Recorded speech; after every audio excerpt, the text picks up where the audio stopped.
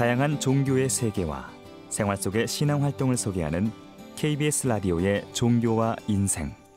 김혜숙 씨와 함께하고 계십니다. 네, 믿음으로 사는 삶 순서 시작하겠습니다. 단단한 믿음으로 자신의 삶을 갖고 가고 계신 분들 모시고요. 이 순서 함께하고 있습니다. 자, 오늘도 사회복지법인 인덕원의 대표이사 스님이십니다. 이 동국대학교 석좌교수 스님이시네요. 삼천사의 성은 스님 모시고 얘기 담아가도록 하겠습니다. 어서 오세요, 스님. 네, 안녕하십니까. 안녕하세요. 예, 예. 스님은 동국대학교 석좌교수 스님이십니다. 동국대학교가 불교대학의 석좌교수를 위촉한 것은 이번이 처음이었다라는 얘기를 건네들었습니다. 예, 맞습니까? 예, 그렇습니다. 그 스님이 최초신 거예요? 그런 것 같습니다.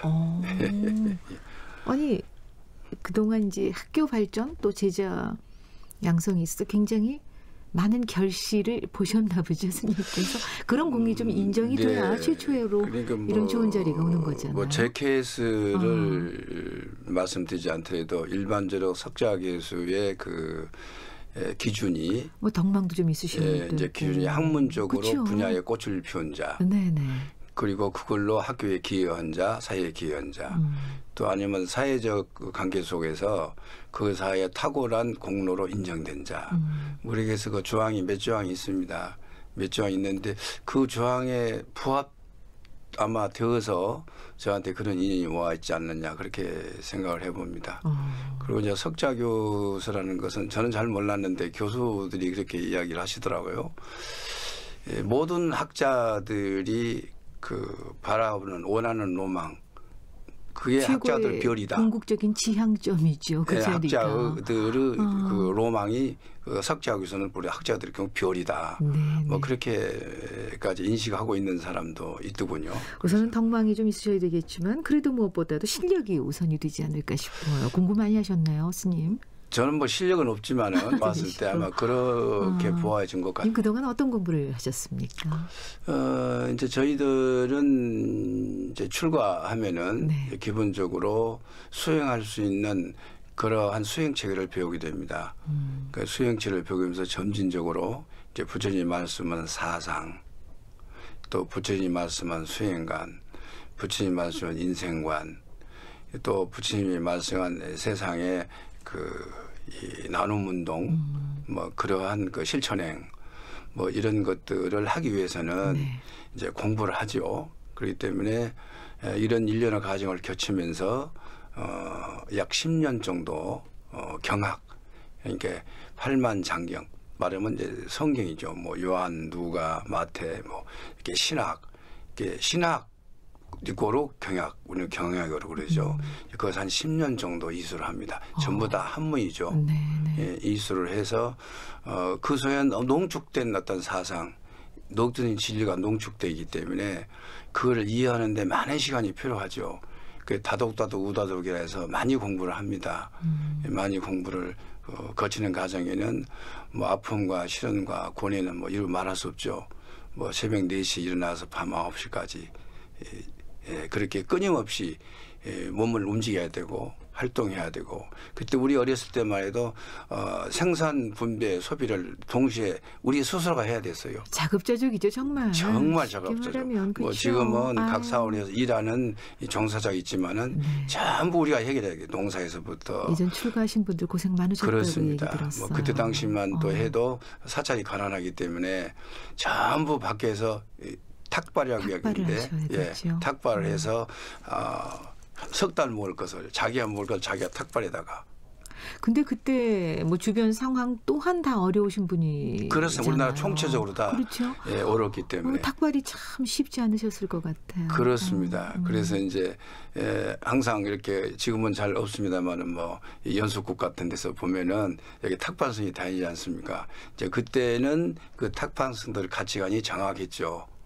그리고 이제 집을 방문해서 어려운 사람들의 상담해주고, 이제 상담비로 이제 탁발을 좀 받아가지고 뭐 이제 고구마도 받고 뭐 벼도 받고 뭐 쌀도 받고 김 난 데서 김도 받고 또 그릇이 없으면 그릇집에서 그릇 받고 전부 탁발에다가 이제 한 3개월 살고 또 탁발에 가고 아유. 그리고 또 이제 우리가 경향을 보고는 이제 이 강원이 있죠. 뭐 해인사, 동도사, 불국사 이제 큰 데는 그런 학생들이 모여서 4년, 6년, 10년 그리고 공부하는 데가 있죠.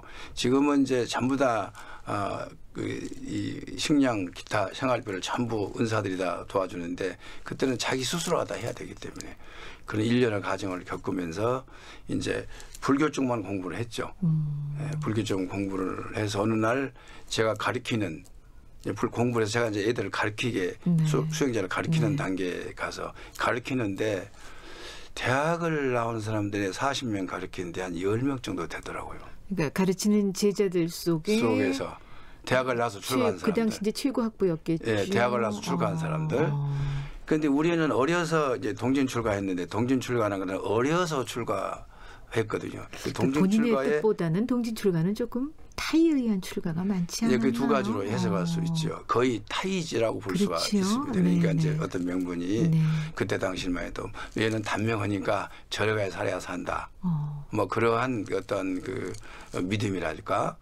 또 어떤 경우는 너무 살기 힘드니까 너무도 힘드니까. 뭐 자식을 구남이 10만에 낳아서 뭐 절로 보내고 부잣집 문간에다 갖다 놓고 뭐 이렇게 하는 시대에 살았잖아요. 그래서 동진 출가라는 것은 그런 두 케이스로 동진 출가하게 되고. 스님이 동진 출가하셨군요. 네, 네. 동진 출가해서 거기서 부처님 사상을 배우고 또 부처님의 진리를 알아감으로 해서 아 부처님 진리 이러는 것이구나. 아 수행을 해야 되겠다 하는 컨셉이 생기게 되는 것이죠. 그러면서 믿음 속에서 부처님처럼 세상을 위해서 나도 이렇게 나눔으로 삶을 살아야 되겠다 하는 그러한 의무를 갖게 되는 것이죠. 그렇다면은 이제 부처님 말씀을 이사에 맞도록 어떻게 전달하려면 이사에다가 쓰는 용어, 이사에 쓰는 지식을 가져야만이 그 지식에 담아서 부처님 말씀을 전달하는 시대가 분명히 올 것이다. 네. 지금 현재 한문만 가지고는 이 원액인데 이 원액을 모든 사람이 알아먹을 수 있는 그릇에 담아서 전달해야 되는데 그렇다면 나도 사회적 공부를 해야 되겠다. 영어도 좀 해야 되겠고 네. 심리학도 해야 되겠고 뭐 스님 철학도 동진 해야 되겠고. 출가하셨으면 네. 학교에 다니시는 것도 조금 어렵지 않으셨어요? 거의 독학입니다. 저희들은. 아 독학하셨어요? 그렇습니다. 네. 거의 독학을 뭐 30 넘어서 ABC를 공부를 했으니까요. 배움의 열망이 굉장히 크셨다는 그렇습니다. 얘기도 예. 돼요. 30 넘어서 이제 ABC를 공부해서 세상을 보니까 대학이 서울대학이 제일 좋더라고요. 그렇죠. 근데 서울대학은 들어가기 참 힘들잖아요. 그렇죠. 서울대학 들어가려고 한 4년 그 재수를 했어요. 제가 종로학원, 대사학원도 다녔어요. 스님께서 종로학원도 하시고 대성학원도 하십니까? 네. 30 넘어서 그러셨군요. 그런 일련의 과정을 정말 겪어서 재수를 혹독하게 제대로 하셨네요. 네, 그 일련의 과정을 겪어서 대학을 2년을 마쳤죠. 서울대학 진학하셨어요? 서울대학 못 갔습니다. 그러셨군요. 2년을 마치고 재미가 없어서 그만뒀어요. 네네. 근데 이게 너무 이렇게 어떤 진리의 차원에서 수업을 하다 보니까 이 사회적인 어떤 그 기술적인 학문은 좀 시식이 보여요. 그때만 해도. 그러니까 재미가 없어요. 그래서 그만뒀죠. 그만뒀는데 이 사회복지를 하면서 사회복지사 돼야 되잖아요, 내가. 그게 다시 학부를 시작하게 된 거죠. 그래서 그 공부는 어디에서 하셨어요? 그래서 3학년 그래서 방송통신이라고 편입했죠. 그래서 방송통신 행정학을 했습니다. 네. 그래서 졸업하고 50대에 학부를 졸업했어요. 그래서 와우. 50대 학부, 늦깎이시죠? 50대 석사, 정말 늦깎이시네요. 예, 그러니까 50대 박사 그렇게 50대 넘어서 쫙 공부를 했죠. 학위를 받으시려면 논문을 쓰셔야 되잖아요. 그렇습니다. 논문 주제는 어떻게 잡으셨습니까? 이제 불교 석사 논문은 이제 복지행정을 했고요. 복지행정 하셨고. 박사는 인도 불교에 들어가서 아소카라는 사람이 있습니다. 아소카는 동서양의 제한 가운데서 가장 빛나는 별이라고 토인비는 말하고 있고 역사학자 이제 웰은 그렇게 말하고 있죠. 그러니까 동서의 모든 제한 가운데 가장 위대한 성자급의 제왕이 아소카입니다. 그러니까 아소카라는 인물이 얼마나 중요하냐면 만약에 아소카가 없었다면 부처님은 실존 인물이라고 증명되지 않았어요. 아소카가 그 왕이 될 때는 소위 그 후궁의 자식이었죠. 그런데 워낙 인물이 뛰어나다 보니까 이제 그 형을 제압하고 아버지를 구금시키기 위해서 자기의 재앙이 됩니다. 그래서 수많은 생명을 죽이게 돼요. 인도 전체를 통일하게 됩니다. 그리고 수많은 생명을 죽이고 인도 통일을 하고 나서 마지막 순간에 비가 막 떨어지는데 그 빛 속에서 자기가 죽인 모든 사람들이 내려오는 거예요. 그런 환상을 본 거예요. 인도를 통일하고 제왕 자리에 올라서 마지막 남인도인데 갈린가 남인도. 근데 그 흐르는 피가 수십만을 죽이기 때문에 강을 이루고 흐르는데 그때 피가 떨어집니다. 그때 자기가 무릎을 꿇고 참여를 합니다. 아, 난 이후로는 절대 살생하지 않겠다. 그래서 그 사람이 힌두즘에서 부디즘으로 개종하게 됩니다. 개종해서 반수행자, 반재앙을 하면서 어떤 왕권으로 강제로 이렇게 통치하는 것이 아니라 부처님의 자비사상을 가지고 통치했습니다.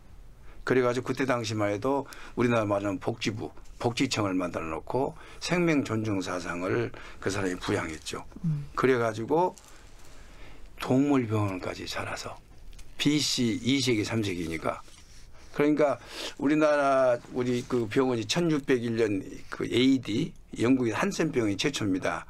그래야 서양의 복지부름도 인도의 아소카 복지가 기원전에 훨씬 앞섰네요. 앞섰네. 모든 분야에서 지금 현대 복지가 그 복지에 도달해야 할 목표입니다. 아직은 현대 복지가 상당히 뒤쳐서 있을 정도로 BC 2세기 3세기에 그렇게 복지를 한 사람이 아소카죠. 그런데 스님 지난번에도 말씀을 많이 들어봤습니다만은 사실 우리 누구나가 다 사람의 삶을 살면서 가져야 할 최고의 덕목 중에 하나일 수 있어요. 타인에 대한 아주 따뜻한 마음은요. 근데 스님은 유난히 타인에 대한 마음이 많으신 거잖아요. 이제 그거 동기의 발점은 내가 유난히 타인의 상처를 많이 줬다는 겁니다. 내가 굉장히 아니 수행자신데 무슨 상처 줄 일이 그렇게 많으셨을까? 더더군다나 동진 출가를 하셨는데요. 네, 그러니까 제 기질이 강했어요. 독선적이었고, 그리고 세상에 대한 한과 불만이 많았죠. 그러셨어요. 어려서 출가했으니까. 어려서 출가하셔서, 네, 그 세상에 대한 바라보는 나의 그 욕망과 흐름은 굉장히 파라다이스가 아주 세상을 향해서 전개되어 있는데 어느 일정 기간에 어려서부터 수행에 딱 갇혀서 내 삶을 펴보지 못한 삶이었잖아요. 그러니 거기 나가서는 뭐 부모 원망도 있고 내 삶에 대한 원망도 있고 그러셨을 것 같아요. 또 기질이 또 독선적이다 보니까 누구한테 지기 싫으니까 끝까지 하는 기질이 있고 그래서 상당히 독선적이고 상처를 많이 줬다. 그렇기 때문에 이제 그러한 측면이 내가 재소자 교화하는데 내 스스로를 돌아볼 수 있는 또 계기가 됐습니다. 재소자 속에서는 뭐 전가 20번까지도 있고 뭐 다양한 사람들 있잖아요. 그 사람들 한 광장을 모였고 뭐 스피치 한다든지 상담을 받는다든지 그러면 그 사람들의 얼굴 속에서 나의 모습을 발견하게 되는 거예요. 굉장히 중요한 나의 하나의 수행의 한 토막입니다. 재소자를 통해서 그 수많은 재소자 가운데 무슨 경제범도 있고 뭐 존버독도 있고 뭐 정치범도 있고 뭐 기타 등등 범범이 쫙 있잖아요.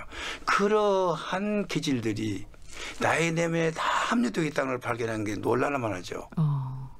그래서 내 자신이 몰랐던 나의 모순과 나의 독선을 그 제사들을 통해서 내 자신 안에 있는 것을 발견해서 그것을 소멸시키기 시작한 거죠. 그것을 나는 깨달음이라고 정의를 합니다. 나의 어떤 모순과 잘못을 모르고 삶을 사는 사람들은 많은 주변 사람들한테 아픔을 주잖아요. 근데 나의 모순과 잘못이 모르고 살잖아요. 그건 어느 계기가 돼서 사람은 깨닫게 돼요. 단계적으로. 아니면 천지를 깨닫든지. 그럴 때 그 삶은 자각이라고 그러죠. 자각을 통해서 시행이 시작된 것. 그래서 내 삶이 지금은 함께 공존하고 나눔으로 갈 수 있는 나의 모습이다. 네네. 근데 그렇다고 해서 뭐 완벽한 나눔도 아니고 완벽한 그런 모습도 아니고 또 다른 사람이 볼 때는 저 사람을 비방할 수 있겠지만은 최소한 나의 입장에서는 그렇게 발전돼야 하고 그런 컨셉으로 하고 있다. 그렇게 말씀드릴 수 있습니다. 스님 말씀 들으면서 또 깨닫게 됩니다. 우리네 삶의 순간순간이요. 정말 느끼며 살아야 되는 것 같다. 깨달았다라는 생각이에요. 스님 같으신 분도 남에게 상처를 많이 주었음을 깨달았다. 그래서 누군가를 위한 일을 해야 된다. 그렇게 풀어내야 된다라는 말씀 주시는 걸 들으면서 일반인들인 우리들은 더 많은 상처 누군가에게 모르게 주지 않았을까 하는 많이 주고 생각을 좀 있습니다. 해보게 되네요. 그렇죠? 네, 그러니까 그 상처를 주는 것이 일반인 누군가야 가장 가짜한 사람한테 상처를 줍니다. 그러겠죠. 남편은 아내에게, 가정 안에 아내는 가족 남편에게. 구성원들. 내가 가장 사랑하는 아들, 딸들에게 상처를 주고 가장 사랑하는 엄마한테 상처를 받아서 가출합니다. 네. 그런 현상은 멀리 있는 게 아니라 가장 사랑하고 밀접한 곳에 상처가 크게 나게 되어 있는 것이죠. 이제 그런 것을 사람들이 깨달아야 되는데 요즘에는 그걸 깨닫지 못하고 거의 독선적이고 자기 주관적이고 자기 모습대로 네네. 되지 않으면은 파괴시키는 이게 지금 가정이나 사회가 만연돼 있는 우리나라의 주소다. 저는 이렇게 정의를 해봅니다. 또 믿음의 역할일 수도 있을 것 같아요. 사람과의 관계를 자꾸만 돌아보게 만드는 것이 믿음이 아닌가라는 생각도 해보네요. 믿음이 있다면 그런 순간이 좀 더 많이 내게 찾아오게 되지 않을까. 그러니까 그 믿음을 가져봐요. 네네. 자기 주관적인 입장에 믿음을 갖지 말고 네네. 그 믿음, 올바른 믿음은 네. 당신의 뜻대로 하소서가 지금 현재 기독교인들의 말로 쓰고 있잖아요. 네네. 그 당신의 뜻대로 하라는 것은 하나님의 뜻대로 하라는 것인데 하나님의 뜻은 무엇이냐? 소통하라는 것이거든요. 그렇죠. 마음을 열고 누군가와 함께 늘 생각하고 함께 얘기하고 함께 나누려고 해라. 이런 말씀이신 것 그렇죠. 같아요. 소통하라는 뜻인데 네. 당신의 뜻대로 하면서 소통을 하고 불통으로 당신의 뜻대로 하는 용어만 사용하고 있는 것이 건강하지 않는 신앙관이다. 그렇게 저는 봅니다. 기억하도록 하겠습니다. 네. 자, 오늘 말씀 여기까지만 담겠습니다. 네, 스님 고맙습니다. 고맙습니다. 네. 자, 믿음으로 사는 삶 오늘도요. 사회복지법인 인덕원 대표이사 스님이세요. 성훈 스님 모시고 함께했습니다. 조성모가 노래하나요? 불멸의 사랑 오늘 끝곡입니다. 고맙습니다.